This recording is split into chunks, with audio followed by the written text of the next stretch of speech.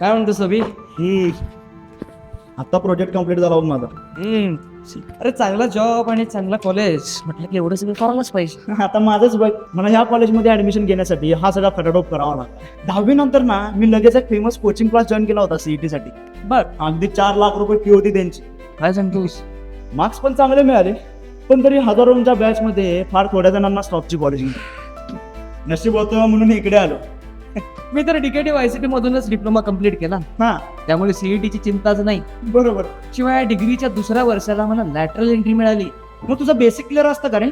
अरे DKT ICT मध्ये फक्त थिअरी शिकवली जात नाही, तर तिथं प्रोग्रामिंग, मशीनिंग, मिनी प्रोजेक्ट यामुळे ना आमचं बेसिक कन्सेप्ट अगदी क्लिअर झालेलं आहे. त्यामुळे मला ड्रॉइंग समजावून घेताना किंवा एखादा प्रोजेक्ट करताना मला कुठलीच अडचण येत नाही.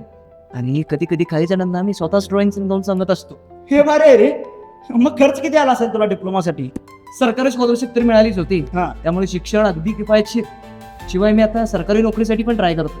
म्हणजे CETला लाखो रुपये घालून मिळालेला मार्ग एक आणि तुझा प्लॅन डिप्लोमा टू डिग्री हा मार्ग एक. खूप फरक वाटतो रे.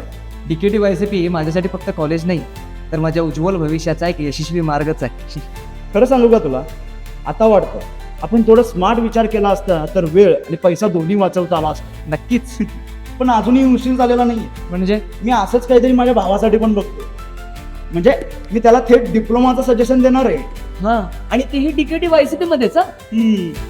शिक्षणाची विश्वासार्ह वाट आणि यशाचा शाश्वत मार्ग. आजचा निर्णय उद्याचं भविष्य घडवतो. DKT Yashwantrao Chavan polytechnic. Admissions open. आजच प्रवेश घ्या.